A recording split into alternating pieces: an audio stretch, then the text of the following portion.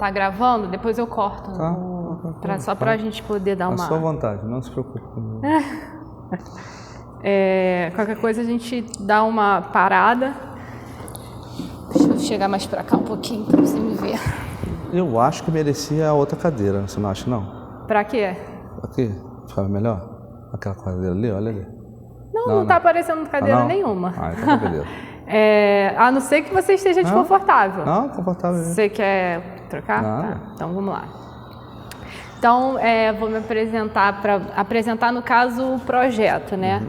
Esse projeto, ele é um edital que eu fui contemplada e, como eu sou arquiteta, e também tenho um histórico na parte de patrimônio, né? No estudo do patrimônio daqui de São Gonçalo. E aí eu propus fazer um documentário falando sobre a cidade, né?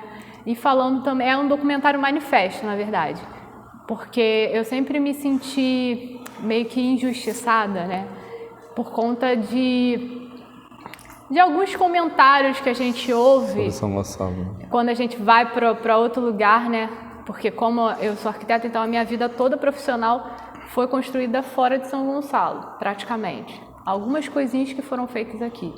Então, assim, então eu queria fazer um documentário que mostrasse a parte boa de São Gonçalo, entendeu? E eu também, nessa de sempre estar indo para lá e para cá, ponte, passando horas. Então, assim, uma parte da minha vida foi lendo também no ônibus. Então, eu quis juntar arquitetura e literatura. Então, por isso que eu estou te convidando, porque você é uma pessoa, é um escritor profissional que tem a ver com a literatura e se dedicou boa parte desse trabalho para São Gonçalo, né? Então, assim, queria que você se apresentasse, né? Para poder, quem estiver vendo você, saber quem você é, nome, no caso não rua, né? Onde você mora, o bairro, enfim. Bem, eu me chamo Eric Bernardes, sou professor, sou escritor, sou crítico literário. Eu nasci e fui criado no Engenho Pequeno, né? Engenho Pequeno, quando eu era criança, era um lugar muito bom, muito bucólico, muito com jeito de interior mesmo. Era em casa, né? Casa, rua, era asfaltado. A APA do Engenho Pequeno, né? A APA do Engenho Pequeno, lá atrás. E eu ia buscar fruta e tudo mais. Eu lembro até hoje Pô, eu já fiz muita trilha na APA. Eu lembro da Pedreira, que eu sempre passava pela Pedreira. E aí fazia altas trilhas, assim, cada visual lindo demais. A minha casa fica pertinho da Pedreira. Aliás, tem uma das crônicas que eu escrevo, duas, aliás, falam dessa pedreira, né? Quando a criança brincava no pó de pedra e tudo mais. A minha infância foi bem legal, numa época que o Engenho Pequeno ainda não tinha violência, né? Essa violência, né? E aí eu casei e fui morar no Rocha, no Galo Branco primeiro. Primeiro fui morar no Galo Branco, fiquei uns 2 anos no Galo Branco. Depois voltei para o Engenho Pequeno, e aí depois do Engenho Pequeno eu fui para o Lindo Parque, fui para o Rocha e depois voltei para o Lindo Parque. Hoje eu moro no Lindo Parque. Lindo Parque, né? Lindo Parque, hoje. Muito próximo, né, do centro de São Gonçalo, muito próximo de tudo. Né? Gosto mesmo de morar em São Gonçalo. E na verdade a questão da pedreira, que eu acho muito interessante, porque não é todo lugar que tem, eu não sei nem se está ativada ou desativada, mas uma coisa que acontecia comigo, que eu lembro até hoje, que eu morava, onde eu moro, é próximo da onde eu morava, né? Eu passei infância até adolescência nesse outro lugar. E eu lembro que eu escutava o barulho da pedreira, sabe? Era muito assim, surreal, cara. A gente sabia que era uma explosão que acontecia não sei aonde. E era uma coisa assim, normal, assim, sabe? Tremia a casa toda. A casa tremia toda. Teve uma época que voou pedra nas janelas das casas, né? Então, assim, a gente convivia com aquilo ali todo dia, sabia, a pedreira apitava, estourava, a gente sabia que horas que era aquilo. Se eu não me engano, acho que era 4 ou 5 horas. Depois de maiorzinho, eu pedia para assistir a explosão, né? Eu conhecia os funcionários da pedreira, eu pedia para assistir a explosão. Se eu não me engano, uma delas ainda está funcionando. A Carioca está desativada, a pedreira Carioca, mas a Anhanguera está funcionando. Porque assim, a gente, quando é adolescente, a gente nem liga, né? A gente sabe que existe, mas eu nunca procurei saber. Mas eu fico com aquela coisa assim, aquela lembrança, né? Gente, uma coisa tão surreal, pedreira explodindo todo dia. Eu coloquei as duas pedreiras na crônica, né? Fazendo essa lembrança de quando criança, brincando no pó de pedra, essas coisas todas assim. E no caso como é que você, queria que você contasse pra gente qual é a sua formação? Você falou que você nasceu, né, em Engenho Pequeno, aí como é que foi essa passagem assim da sua trajetória profissional? É bem curioso, né, que eu passei por diversos tipos de trabalho. Eu comecei trabalhando como vendedor. Depois eu fiz um curso de enfermagem, técnico de enfermagem, cheguei a atuar um pouquinho.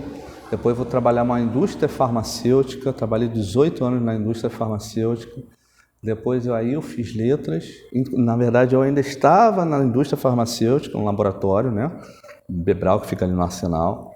Mas aí você tinha esse costume de ler? Não, isso desde criança. Desde criança. A minha mãe é professora de matemática e a minha mãe sempre estimulou. Passavam aqueles livreiros vendendo de porta em porta, ela fazia crediário, comprava os livros. Minha mãe sempre estimulou. Aquelas coleções, né? Barça, aquelas coleções, fábulas de Esopo. Tudo isso eu li, minha mãe comprava, se endividava, tadinha. Professor, né?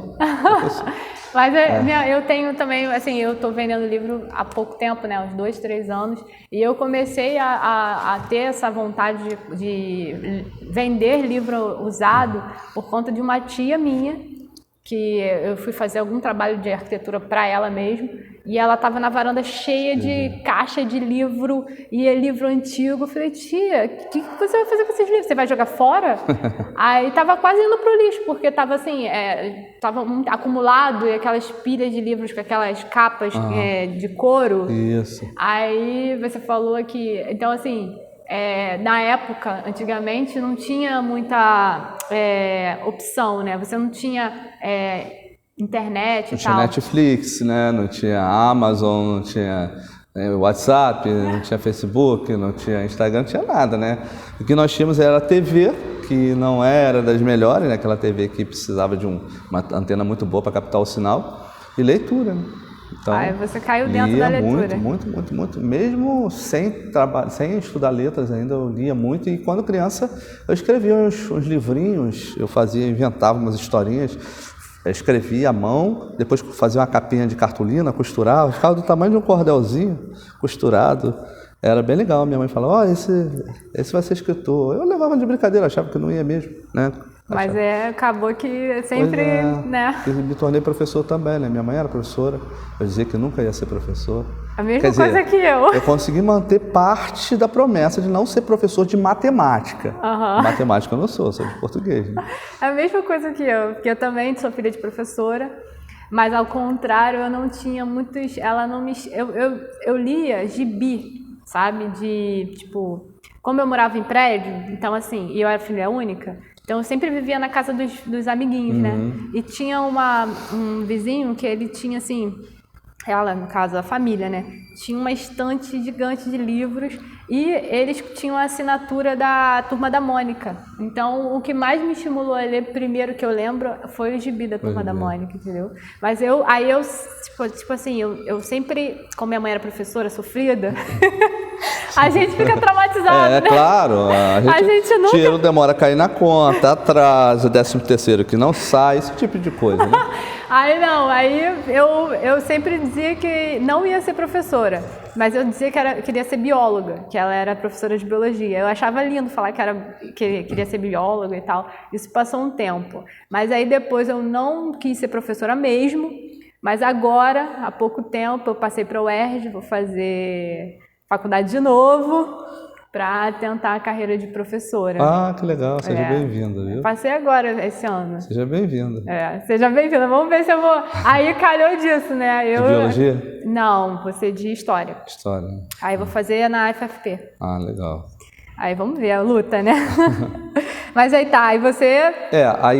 Aí eu estava trabalhando no laboratório, eu lembro até hoje que eu estava conversando com um amigo, Moisés, não sei se ele vai... Né, não, Moisés não trabalha mais lá, não. E a gente conversando sobre o que cada um tinha vontade de fazer, eu falei, rapaz, eu tinha duas vontades. Eu tinha vontade de fazer medicina, mas logicamente para fazer medicina você tem que ter no mínimo aí um apadrinhamento muito bom, né? Você não pode trabalhar, porque é integral. Uhum. Ou então fazer letras para mim. Eu pensava em aprender a escrever, conhecer mesmo a literatura. Eu não pensava em ser professor. Porque medicina tem a ver com farmácia, né, no caso. Sim, mas isso é uma vontade de criança. Entendi. A medicina era uma vontade de criança. Mas eu sabia que não ia conseguir mesmo, por conta das circunstâncias financeiras. Aí mas eu gostava de escrever, eu gostava de ler. E aí, conversando com esse meu amigo, a gente conversando lá, trabalhando mesmo, fazendo aqueles serviços repetitivos de indústria, conversando, o que você tinha vontade de fazer? Aí ele falando, eu tinha vontade de... Ele falando para mim que tinha vontade de ser arquiteto. Aí eu falei, caramba, né? Aí eu tenho vontade de fazer letras. Aí ele para mim, por que não faz? Por que você não faz arquitetura? Aí ele, olha, isso aqui eu falei, vamos tentar fazer cada um na sua área, vestibular. Né? Era vestibular, não tinha Enem ainda. Acho que foi o último ano de vestibular. Último ano. No ano seguinte já inventaram o Enem. Né? Você tinha mais ou menos quantos anos assim? Ai, Jesus, sou péssimo com números. Sou péssimo com datas com números. Não me pergunta. Entendi. Que eu não vou saber responder. Mas tem bastante tempo já. Tem muito tempo, mas eu me formei já adulto, já com filho. Né? E aí eu conversando, vou fazer, não estudei, né, para o vestibular. Eu acho que a experiência de vida contou muito, né, na hora de fazer a prova. Conta mesmo. Eu sei porque eu fiz agora e realmente eu senti um pouco de diferença, porque você já está acostumado com aquele processo de prova. Eu acho que foi... O conhecimento também que você vai adquirindo durante o tempo. E aí eu passei e colei logo lembro que eu colei com um orientador muito bom, Paulo César. E o amigo? O amigo, eu acho que ele cursou a universidade, mas eu acho que ele não fez arquitetura, acho que ele fez administração, não tenho certeza. E aí eu colei logo com o professor Paulo, né, Paulo César, Paulo César Oliveira, que na área de letras o cara é impecável, né, me ensinou a escrever artigo acadêmico. Então já entrei na graduação, meu segundo semestre eu já comecei a escrever artigo. Onde você se formou? Foi na FFP também, na UERJ. E aí eu escrevi o meu primeiro artigo acadêmico, artigo científico, né? De literatura, foi até sobre Luísa Lobo. E depois eu comecei a publicar, e ele me dando suporte, e publicando revista acadêmica. Eu fechei a minha graduação com mais de 20 artigos. Caramba! E depois que eu escrevi, eu ainda trabalhava no laboratório industrial. É mesmo? Fiquei cursando a faculdade, naquela luta, né, de... corre para pegar aula, e trabalhando no laboratório, publiquei muito artigo. Peguei a manha, peguei o jeito de escrever artigo. E depois eu resolvi escrever um livro, né, que é o livro Panapaná. Mostra pra gente. Que é esse aqui. Deixa eu ver. Panapaná. Daqui, deixa eu botar aqui na câmera. Porque esse livro, na verdade, eu já tinha o sonho, né, de escrever sobre aquelas histórias que o meu pai contava, que meus avós contavam, que os antigos contavam, né? Mas daqui de São Gonçalo? Porque esse aí eu não cheguei nem a... Ele tem... 50% das histórias se passam aqui, porque são lendas, causos que ocorreram aqui. E aí, quando eu era criança, né, em beira de fogueira, aquelas contações, né, aquelas mentiras, ficções de tudo quanto é tipo, eu falei, caramba, um dia eu vou escrever sobre isso. E aí, o que aconteceu foi que eu estava cursando, aí eu já estava na especialização, mas ainda estava no laboratório, estava fazendo uma especialização em estudo literário. Né? Você ainda não tinha, no caso, feito nenhum trabalho acadêmico mesmo? Você não tinha começado a dar aula, na verdade? Eu tinha sim, mas em curso, à noite. Estava no laboratório. Para pré-vestibular? Isso. Né? Correria, hein? Dei algumas aulas também, né, como estagiário na própria UERJ. Né? Dei uma aula magna. Aula inaugural que fala, né? A minha agora, dia 6. Tem uma sobre Clarice Lispector, foi muito bacana, que gerou um conto que está aqui. Essa palestra gerou um conto. E foi que você começou a... Foi minha primeira aula na universidade, inclusive como estagiário. Era sobre a Hora da Estrela. Eu escrevi um conto chamado A Hora da Estreia. Que legal. Baseado né? Uma paródia no sentido... Eu acho que eu vi o filme, eu não li o livro não. Vou dar um spoiler, aquela que ela morre... A Macabeia. A tutelada. E aí eu pensei, não, eu estava cursando, como eu falei, a especialização, né, em estudos literários também, na UERJ, e eu tive um professor que faleceu recentemente, professor Fernando, espetacular, professor Fernando Monteiro Barros. Ele deu uma disciplina chamada Gótico, ou Gótico. Aí eu assisti essa disciplina, aprendi bastante com ele, e eu lembro que eu perguntei para ele, existe o gótico brasileiro? Ele, bom, o gótico é importado, né? O gótico é uma estética europeia, tudo mais. Se dá para fazer um gótico brasileiro aproveitando essa ideia europeia, mas usando o folclore brasileiro, e falou de alguns autores que estavam sendo estudados, quem estava estudando sobre eles,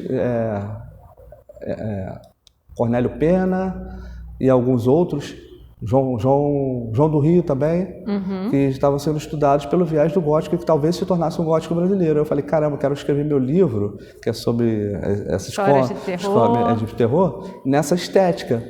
E eu elenquei os elementos que ele falou para mim que seriam esses elementos do gótico. Eu elenquei todos eles e coloquei no livro Panapaná a partir das narrativas. Ele chegou a ler?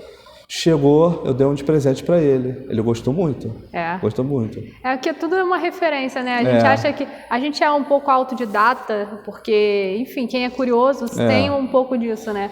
Mas a gente não seria nada se não fosse os professores, né? Sinceramente, a minha escrita hoje eu devo muito aos meus professores. Eles me ensinaram não só a parte técnica, quando eu escrevo como crítico literário, eu trabalho também como crítico literário profissional, e também como escritor de ficção, porque aqueles elementos e tudo aquilo que a gente estudou acabam trazendo um olhar de técnico mesmo. Logicamente, eu escrevo, né, aquilo que vem como... Tem a sua liberdade poética, mas... Vem como, não vou dizer inspiração. Não é bem inspiração, mas vem como vontade, né? Eu gosto até da frase do Schopenhauer, né?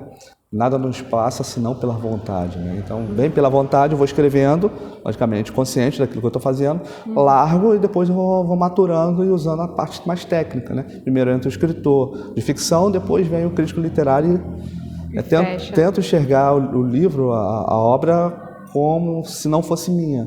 Dá aquele afastamento, por isso que eu preciso de um tempinho. Por exemplo, a crônica que vai sair nessa semana, agora, uma das crônicas que eu escrevo para o jornal, domingo agora, ela foi escrita há 3 semanas. Eu quero saber mais ou menos eu só queria saber se você já terminou a parte de acadêmica, você finalizou ali na parte que você escreveu o primeiro conto, que se deu a ideia do livro. Aqui eu estava no meio da especialização.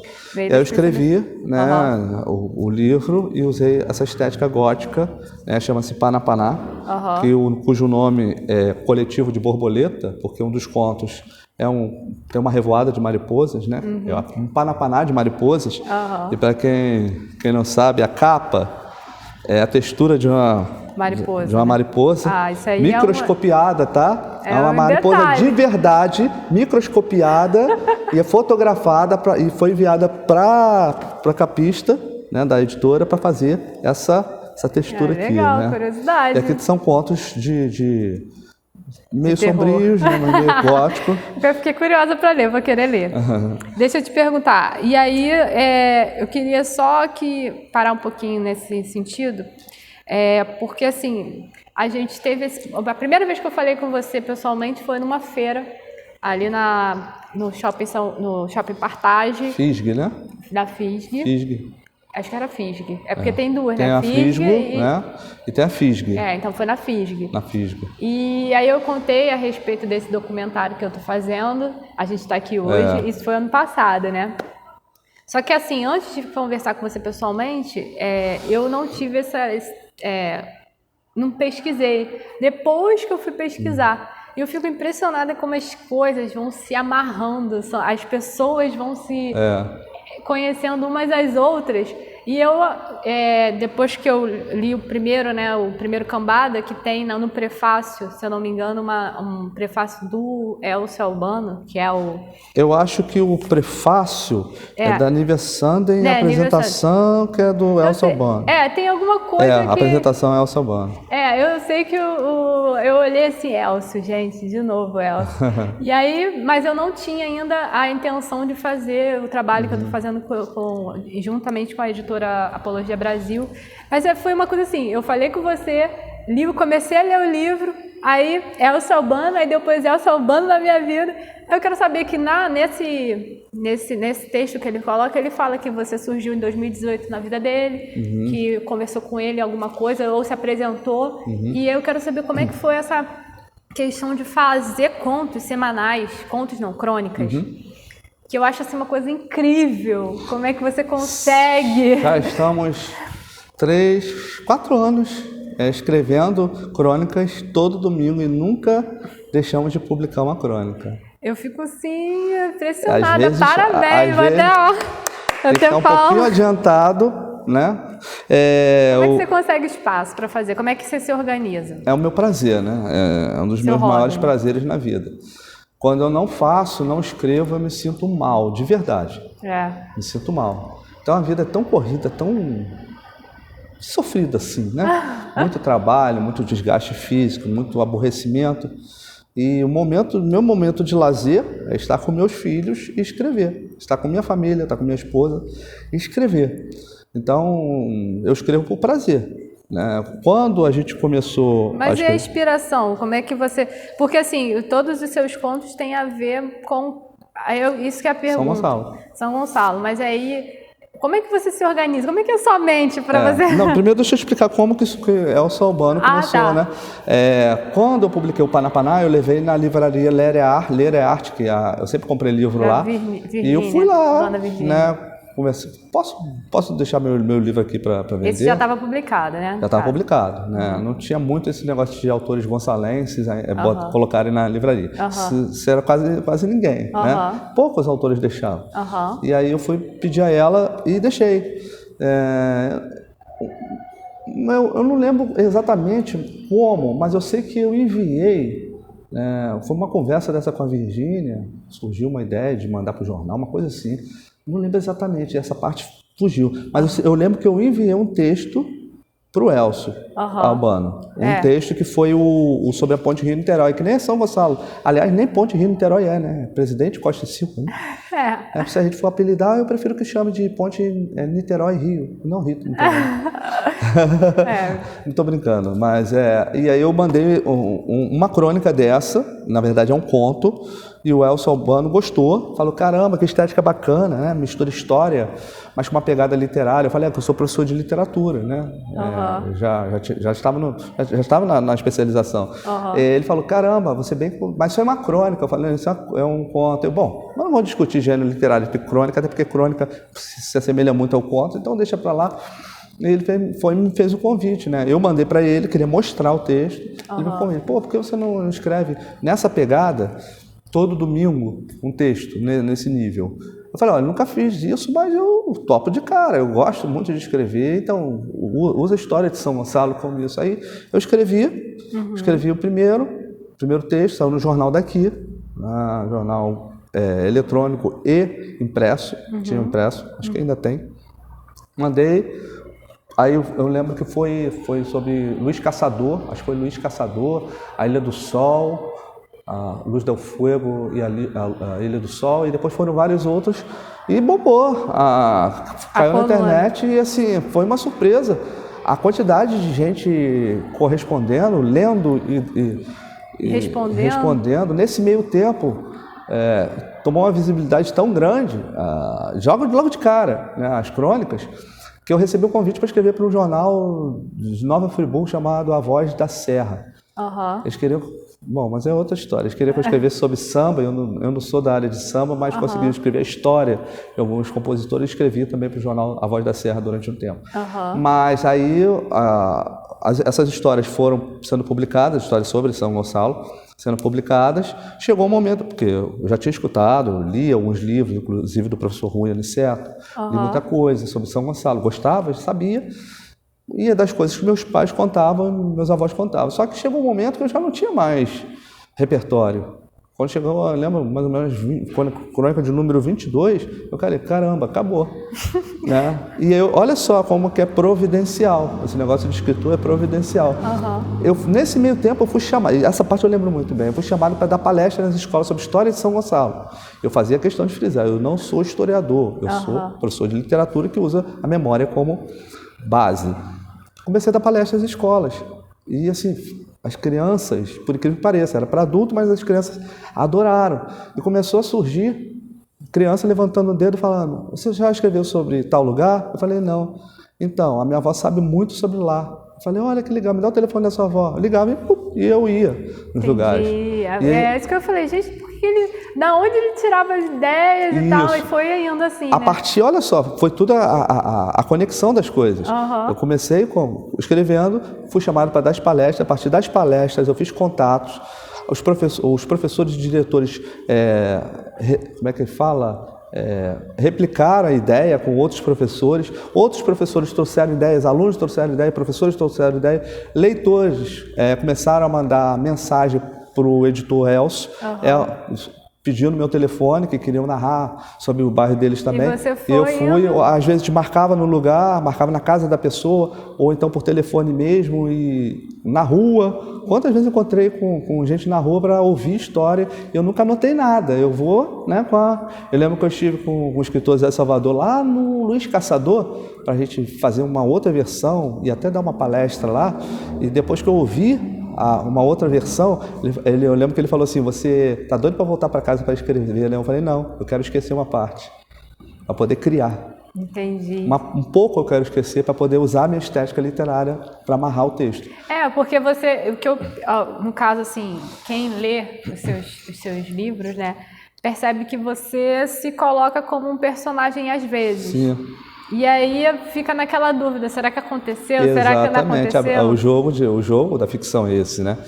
Então, é uma provocação. Eu até brinco que eu criei um projeto para levar nas escolas que chama A Provocação Investigativa, que quando eu publico um texto desse, que a pessoa fica na dúvida se aquilo é real ou não, onde que está, porque sempre tem uma crônica, sempre parte de um princípio, de um fragmento, né, noticiário, uma história, alguma coisa. Depois que a gente que torce o assunto para jogar com o leitor, para provocar mesmo. Então, se ele quer saber a história daquilo, eu não sou historiador, se ele quer saber da história, ele vai atrás. Normalmente eu coloco, não sei se você já reparou, eu coloco um link de um documentário, de um outro livro, de um artigo historiográfico. Não, é exatamente o que eu ia até te perguntar, porque teve duas situações, né, no caso.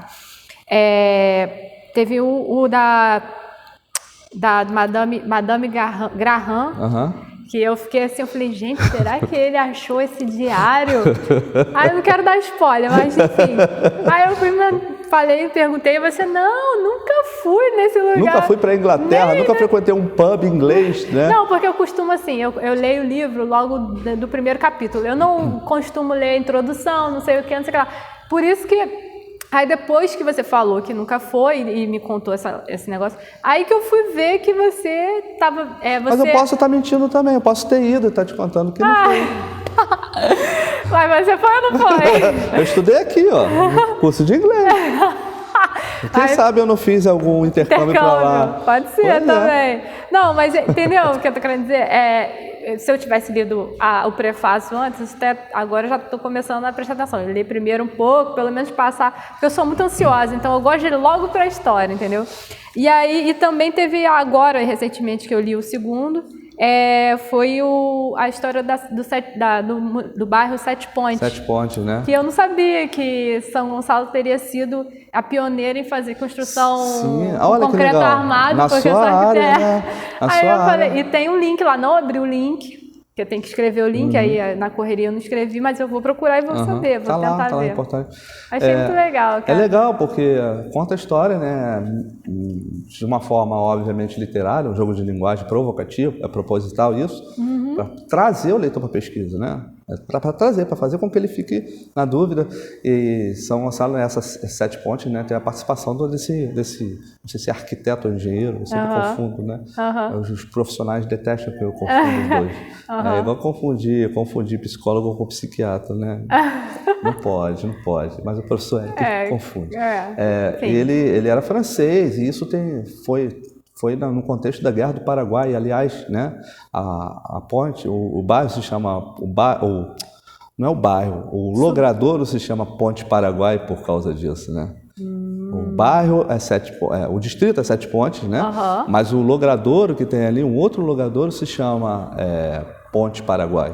Ah, é? Se chama Ponte Paraguai. Eu nunca vi esse nome assim aqui, não. É isso mesmo? É um subbairro. Entendi. Então, voltando aqui o roteiro, que estou tentando seguir o roteiro, você teve essa experiência no daqui, aí ficou semanalmente fazendo, só que aí acabou o repertório, você começou a fazer as palestras, dentro das palestras você voltou e começou a fazer de novo. Isso. E está até hoje escrevendo para o daqui. Isso, escrevendo para o daqui, entrei em contato com outras pessoas. Quando fecharam 40 crônicas, né, quando completaram 40 crônicas, eu falei, olha, está na hora de lançar. Eu já tinha o Panapaná, está na hora de lançar o Cambada, porque eu mesmo, na hora de distribuir esses textos para os outros, eu ficava imprimindo, grampeando, levando para os lugares, e eu me perdia. Então, vamos juntar tudo e vamos fazer um livro, né? Que o diagramador é meu amigo Fábio Ferrugem, que foi a ideia do caranguejo, que eu não sei se você vai querer que eu explique agora, depois não, eu ia perguntar sobre isso, tá aqui na listinha, porque eu achei assim, pode falar, porque eu achei a frase, porque assim, eu gosto de escrever, né, eu escrevo no Instagram, faço poesia no Instagram, estampote, que se fala, e porque eu não me considero uma poeta, eu tenho essa válvula de escape, eu consegui colocar a poesia como válvula de escape, nesses tempos pandêmicos, até antes um pouquinho. Se você publicou um texto, querendo ou não, mesmo você recusando o título, você é uma poeta. Pois ou poetisa, dependendo de quem. É a autora que escolhe. Já tô juntando os meus pauzinhos também para fazer, de repente, Tem alguma coletânea que saiu algum poema seu? Tem, de escritoras vivas. Você é uma poeta. É a primeira publicação que eu tenho, que eu posso dizer. Mas, enfim, e aí, eu não sei se é prefácio se falar dedicatória, porque você não dedica a ninguém, mas você faz uma homenagem aos Não, eu dedico ao povo gonçalense. Eu acho muito legal que sim. Você fala que dizem que o caranguejo anda para trás, mas... Enganaram a todos nós, né? E eles sobem em árvores. Eu falei, caramba, vou ler Para esse todo o livro. meu povo gonçalense, enganaram a todos nós quando disseram que os caranguejos andam para trás. Eles sobem em árvores. Isso deu uma explicação lógica. Antes de fazer a capa, já estava juntando os textos, eu tinha até revisado ele. Aliás, quem revisa meus textos é o Fábio Rodrigo. Eu queria muito agradecer ao Fábio. Eu sou revisor, mas é a velha história. Aquele que comete, aquele que pratica, nunca reconhece seus próprios erros. Então, eu não consigo enxergar meus erros ortográficos, meus erros de digitação. Então, eu tenho melhor do mundo, tá, Fábio? Você é o melhor do mundo. O cara é um linguista, tá? Um doutorando em linguística. O cara é top. Qual o nome dele? Fábio Rodrigo. Fábio Rodrigo. Fábio Rodrigo. Também tem Vou entrar em contato com ele. Vale a pena. Ele tem um livro muito bom chamado Michórdia. Ele é de São Gonçalo também? Eu não sei se ele é de São Gonçalo, eu sei que ele mora em Maricá, mas eu acho que ele é gonçalense. Tá. Acho que ele é gonçalense. Ele estuda na FFP também. Beleza. E aí o Fábio é meu revisor. Bom, e aí quando eu fui junto ao Zé Salvador, numa rádio, TV de internet, lá na Baixada, não sei se foi Baixada ou Zona Oeste, conversando com algumas pessoas lá, um dos artistas que estava lá para ser entrevistado, vocês são gonçalenses? Mas eu sou gonçalense de coração, eu sou cearense, mas sou gonçalense de coração. O Eric que é nascido aqui. Então vocês são gonçalenses, então vocês... mas que milagre, hein? Gonçalense aqui? Eu falei, mas gonçalense tem em qualquer lugar, né? Lugar mesmo. É igual flamenguista e pardal, tem em qualquer lugar. Aí não, mas o gonçalense, ele fica com vergonha de dizer que eles são Gonçalo e você nunca encontra. Ele diz que é de Niterói, diz que é do Rio, diz que é carioca. Exatamente. E não fala que ele é gonçalense. Eu falei, não, mas nós estamos aqui falando que nós somos gonçalenses. O Zé é gonçalense de coração. Gonçalense de coração, eu nunca tinha ouvido não, mas foi legal, gostei. Já gostei dele, não conheço, eu gostei. E aí, com ele nessa brincadeira, eu falei assim, olha, ele insistindo, eu já estava ficando irritado, né? Eu falei, poxa, eu vou começar a achar que você está sendo preconceituoso, né? Ele tinha falado de enfiar a cabeça no buraco e se esconder, uma coisa assim na conversa. Aí eu falei, vou começar a achar que você está sendo preconceituoso. Ele, por quê? Você está chamando a gente de avestruz, enfia a cabeça no buraco, de vergonha. Ele, não, seria preconceituoso se eu chamasse vocês de caranguejo. Aí eu, por quê? Porque todo mundo sabe que gonçalense, que o caranguejo anda para trás, e gonçalense, andar para trás, percebeu a conexão? Eu fiquei nervoso na hora, assim, segurei, né, engoli, eu falei, tá bom, beleza. Aí fiquei na minha, chateada, aí Zé, não liga não, isso aí é assim mesmo, esse resultado do desconhecimento, a ignorância gera o preconceito. Ignorância no sentido de ignorar mesmo, não saber do que se trata, não conhecer a cidade. Exatamente. Mas fiquei incomodado. Aí eu lembro que eu conversando com o biólogo Fernando, né, biólogo marinho Fernando é um cara assim que é um dos meus consultores, né? Quando eu quero saber alguma coisa sobre a biologia de São Gonçalo, eu recorro a ele. Sabe muito, é um doutor. Não sei se é doutor ou doutorando em biologia marinha. Legal. E o Fernando, não, eu tenho uma boa notícia para te dizer, caranguejo não anda para trás, não. Eu não, Fernando, não. Pro lado, pelo menos. O exoesqueleto dele nem permite que ele ande para trás, não. Ele anda para o lado para encarar o predador de frente e, se for necessário, ele anda para frente. Ele só não anda para trás. E o rapaz, e o caranguejo é um dos animais mais nobres do mundo. O caranguejo aguenta não sei quanto do corpo dele, não sei quantas vezes o peso dele, é altamente resistente, adaptável, né? E tem caranguejo que ele não vive só em buraco, ele inclusive sobe nas árvores, né? Atinge o topo das árvores. Aí eu fiquei com aquilo e falei, é isso, o que a gente faz com o símbolo, o que a gente faz com o preconceito, né? A gente desconstrói, a gente abraça o preconceito. Até quando dou palestra para as crianças de São Gonçalo, que eles têm vergonha de falar onde moram, lugares, né, mais complicados, conturbados, né, que São Gonçalo tem, eu falo que a gente não tem que ter vergonha, não, né? A gente tem que, o preconceito, o que a gente faz? Aí eu dou um exemplo, por exemplo, do Flamengo, né? O flamenguista é chamado de urubu. E não era... E era um sentido pejorativo, era um racismo.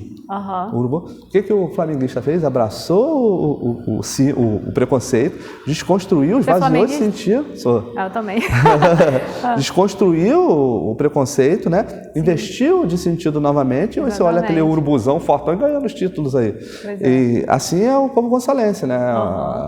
Peguei o preconceito, o caranguejo, que não anda para trás, e atinge o topo, ou seja, vence a escalada da vida. O gonçalense é assim, nasceu para atingir o topo. A gente está vendo aí, o Vinícius Júnior acabou de se tornar campeão lá pela Europa, né, como jogador de futebol, e ele é do Mutuá aqui de São Gonçalo. Então, mostrar que o gonçalense nasceu para vencer, não tem que ter vergonha. Ninguém deve ter vergonha dos lugares serem perigosos, Não. Quem tem que ter vergonha são os governantes que não sabem administrar. Nós não, temos que ter orgulho, né? O seu texto, ele tem essa pegada crítica também, né? Acho que praticamente todos, assim, não todos, mas muitos que eu li. Muitos são. E eu achei, assim, o interessante também, além do primeiro, por exemplo, que eu achei linda a história da Luz Leo Fuego, da Madame Graham. Tem também, no caso, até eu queria até te filmar lá em Guaxindiba, mas você falou que não, que lá é muito perigoso e tal, para a gente poder filmar. Mas tem também a do Jardim Catarina, que eu achei que você fez uma coisa tão poética. Né? Eu falei, gente, que maravilhoso! E foi o último conto que eu li. Que foi até, acho que eu fiz não uma resenha, né? Mas eu disse que nas minhas redes sociais eu tenho o costume de escrever um pouquinho sobre quem eu leio ou quem eu admiro, enfim. E eu achei esse conto, assim, eu até perguntei, será que ele tem um terreno lá também? Não, mas eu fui ver mesmo, de fato, um terreno. Eu fui ver um preço, né? Tava muito barato. Mas por que tá barato também, né? Terreno enorme, né? Desconfiar, terreno né? Enorme. E eu tinha comprado, eu lembro que eu tinha comprado, eu estava fazendo uma espécie de alimento, eu estava comprando amendoim, semente de girassol para fazer umas coisinhas, para comer mesmo, umas coisas que eu tinha lido na internet. E aí eu mesmo queria fazer a minha mistura de amendoim, semente de girassol, essas coisas todas, eu mesmo queria fazer, não sei se você já viu. E plantar tudo? Não, comer. Fazer entendi. Chia, né, essas coisas todas. Sim. E aí eu falei, não, eu passei lá e vou comprar uma semente de girassol. E já fui comendo a semente de girassol pelo caminho, né? E conversando com ele, não, porque aqui é muito bom, passar ônibus na porta, não sei o quê. Passava na porta não, mentira. Tinha que andar um pouco, ele deu uma enrolada. E eu vi um terreno bonito, grande, um preço muito bom. Mas aí eu falei, vou conversar, depois eu volto assim, e quando eu converso com muita gente na rua, né? Aí passei por um bar, a primeira coisa que eu vou fazer é perguntar pro cara do bar como é que é a situação ali. Ele falou, cara... Não, é furada. Nem se for por R$10, porque é muito violenta. Essa parte aqui do Jardim Catarina é muito violenta. E você estava lá, jogado lá no Jardim. Já estava aí. E comendo semente de girassol. Comendo semente de girassol, né? Aí você tirou da... Aí eu lembrei, aí eu falei, caramba, né? Quando o assunto é violência, né? Fala-se de uma forma, eu tento ser o mais poético possível. Né? Por meio da poesia, você conseguir encarar esse tipo de situação. Aí eu lembrei que eu tinha jogado o negócio. O dia que eu vou comprar, vou voltar a fazer obra, vai estar cheio de girassol aqui. E aí eu joguei. Aí depois que eu desisti, fiquei pensando, como é que deve estar aquele terreno, né? Como estarão os girassóis, se é que nasceram, né? Eu criei essa Jardim Catarina. E realmente, né? É um jardim, né? Jardim Catarina. Muito legal. E em relação a isso, assim, você já até respondeu que você, nas suas palestras, você costuma fazer uma provocação para os alunos repensarem e não caírem na armadilha de ficar com vergonha de onde veio, porque isso não tem motivo, né? Esse termo, quando você ouve cidade dormitório, você já fez alguma crônica com isso? Não, até porque isso já foi dito muitas vezes, né? E assim, na parte escrita, na literatura, já foi dito muitas vezes, né? Talvez um documentário, né? Seja mais interessante para usar o termo, né? Mas literatura isso já foi dito. E eu conversando com o Rui Aniceto, né, muito tempo, ele falou, não, São Gonçalo durante muito tempo foi próximo da capital, né? Então recebeu muito migrante, né? Veio para cá para trabalhar na capital e de fato, querendo ou não, era uma espécie de dormitório no passado. Porque as pessoas dormiam aqui para trabalhar na capital, e aqui era mais barato, né? Aqui mais barato. De fato, no passado foi, né? Mas nas crônicas eu tento falar do que São Gonçalo tem. Né? E sem usar o que tem, mesmo que às vezes não tenha alguma coisa ruim. Eu falo da coisa ruim também, só que falo de uma forma poética. Eu falo do que São Gonçalo tem, eu não falo do que não tem, né? Eu não falo do que não tem. Então eu tento falar daquilo que São Gonçalo tem de tudo hoje em dia. São Gonçalo já mudou, então essa questão de cidade dormitório, isso... Tem até edital de cultura agora, pois né? Se você for parar para pensar, né, que São Gonçalo tem empresas, indústrias, tipo o laboratório que eu trabalhei, que é os maiores do mundo, né, em farmacêutico, e várias indústrias, né, e tem muito o aparelho cultural de São Gonçalo, não digo nem o aparelho institucional, mas eu digo assim, as pessoas que trabalham com cultura, é muita cultura, então dá para curtir arte em São Gonçalo de uma forma que não precisa sair do lugar. Então tem de tudo aqui. Essa história, e aí eu vou usar o termo história com H maiúsculo, né? De cidade de dormitório, é de fato história, é passado. Hoje em dia não, muita gente vem trabalhar aqui, conheço muita gente que vem trabalhar nas indústrias de São Gonçalo, vem dar aula nas escolas de São Gonçalo, então, né, vem de outros lugares, talvez os outros lugares sejam dormitório para a pessoa trabalhar aqui, né. Qual seria o contrário, então? Seria uma palavra que seria o contrário de dormitório? Seria cidade o quê? Eu não sei, eu nunca pensei não, contrário de dormitório? Então fica aí no ar. Fica no ar, E né? aí você fica pensando aí para a próxima crônica. Eu gosto muito de andar para São Gonçalo. Eu vou aos lugares, eu frequento os lugares. Eu ando mesmo a cidade. Se eu tiver alguma rua que eu nunca fui, eu entro nela. Ela já foi conhecida como Manchester Fluminense, sim, né? Sim, foi. Cidade de Manchester, sei lá. São Gonçalo era muito rural, né? Foi um pouco exagerado chamar de Manchester Fluminense, Neves, né? Região de Neves ali.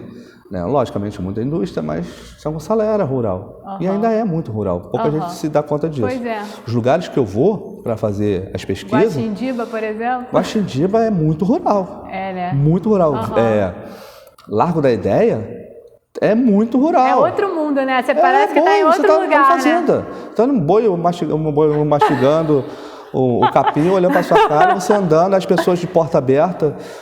E você andando lá, muito rural. O meu desafio é esse, é chegar nesses lugares e tentar captar imagens de lá. Agora eu não sei como e quando eu vou poder fazer isso. É um pouco mais complicado, né? Ainda mais com a aparelhagem. Eu vou sem nada. Eu do nada pego um ônibus e vou. Aí vou conversar e volto. Com o que eu ouvi. E só, eu não levo mais nada. Às vezes o celular, né? Porque aí o celular eu levo para poder tirar as fotos, filmar alguém. Mas fora isso, então, tudo na conversa. Estamos encerrando, tá, a nossa entrevista, nosso papo. Que Adorei. pena, eu ia falar dos outros. Então pode falar, Então eu falar dos outros livros. E aí, a partir desse, né, da ideia do caranguejo, né, conversando, o Fernando falou para mim que o caranguejo é o símbolo, é um animal forte, e eu resolvi usar como símbolo, pedi ao Fábio Ferrugem para fazer. Né, o layout aqui, né, o desenho, diagramação, ele fez, me mandou, eu falei, caramba, ficou muito legal. E, para quem não sabe, né, já que o meu primeiro livro é Panapaná, coletivo de borboleta, o Cambada é coletivo de caranguejo. Para quem não sabe, Cambada é coletivo de caranguejo, né? Deixa eu botar aqui próximo. Isso. E a partir das 40 crônicas publicadas no livro, eu comecei a ser chamado mais ainda para dar palestras. Muita palestra, gostaram, o livro, modéstia à parte, foi um sucesso, se a gente pode chamar uma quantidade X de sucesso, num país desse que no livro ainda não é um produto da cesta básica, né? Foi um sucesso, sim. E depois de mais de 40 crônicas publicadas, veio o segundo, né? Cada cor representa um tipo de caranguejo. Né? Isso aí, eu também ia perguntar isso. O vermelho, essas cores? O vermelho simboliza o aratu vermelho, né? O Aratus pisoni. Eu acho que é o Aratus pisoni. Simboliza o aratu vermelho. O segundo representa o guaiamum, né? Que é o caranguejo azul, que é um caranguejo bacana também. E o terceiro, que saiu mais agora, recentemente mesmo, né? Foi lançado recentemente, tem o símbolo se você observar, o caranguejo é escurinho, né? Ele não é branco. Simboliza o caranguejo marinheiro, que também é um tipo de aratu, e sobe em árvore. Né? Sobe em árvore. Então, nós temos aí as crônicas reunidas aqui para justamente o leitor não ter que ficar imprimindo. E eu também, né? Quando eu dou minhas palestras, eu levo os livros, né? Não, eu adorei, ver minha Brasilândia representada lá, e eu já sabia, né, porque eu moro ali, então tem as ruas, mas eu achei tão legal uma miniatura do Brasil. Sim, outra coisa, outro termo poético que eu achei, gente, que maravilha, adorei. Eu sou um leitor ávido de poesia, né, eu sou um leitor de poesia, né, então eu tento usar ao máximo a veia poética para as crônicas, né, que acho que isso é o meu diferencial hoje, né? Às vezes, quando tem que fazer uma crítica mais ferrenha, eu acabo fazendo. Não uma alfinetada, mas eu tento ser o máximo poético possível. Muito legal. Cara, olha, muito, muito obrigada pelo seu tempo. Obrigada pelos livros, tá? É um prazer imenso estar tendo essa oportunidade de gravar você falando. E é isso, eu só espero que você cresça, nunca acabe essa sua inspiração e leve o Cambada aí para o Brasil inteiro, quiçá para a Inglaterra. O Cambada não foi, mas os cordéis, com base no Cambada, os cordéis estão lá. Tem os cordéis também, que é outra situação que você está fazendo. E a gente não acabou não falando que a gente está aqui porque você foi empossado imortal há pouco tempo. Se você quiser falar, pode falar também. Sim, fui empossado como imortal da AGLAC, Academia Gonçalense de Letras, Artes e Ciências, né, que é a nossa academia de São Gonçalo, uma academia com pessoas assim muito ativas em São Gonçalo no quesito artes e ciência também. E para mim foi um orgulho, junto com o Zé Salvador, nós fomos empossados no mesmo dia. Estou muito feliz em representar a academia, né? Mas foi uma indicação? Aí como é que aconteceu o processo? Na verdade, eu comecei a frequentar a AGLAC quando o Zé Salvador começou a frequentar também. Entendi. Frequentar para assistir e tudo mais, e me candidatei. E quanto tempo tem, assim, de quanto tempo tem essas vagas, assim? Isso é muito... Só quando, no caso, o imortal se torna imortal mesmo, né? Muita gente faleceu por conta de Covid e tudo mais, e antes também. Então, assim, não tem uma regularidade, não. Isso tem a ver com a subida e descida de almas. Né, dentro da instituição. Entendi. Mas eu que agradeço, viu? Eu que agradeço a oportunidade, muito feliz, muito grato, né? Poder mostrar os livros, poder conversar sobre isso. Como eu falei, é uma das coisas que mais prazer eu tenho de fazer. Então, a hora que me chamar para conversar sobre livros, sobre literatura, sobre arte... Não fica falando não, porque eu já tô com um monte de ideia aqui na minha cabeça. Obrigada, querido. Valeu mesmo. Valeu. Encerrar aqui. Valeu.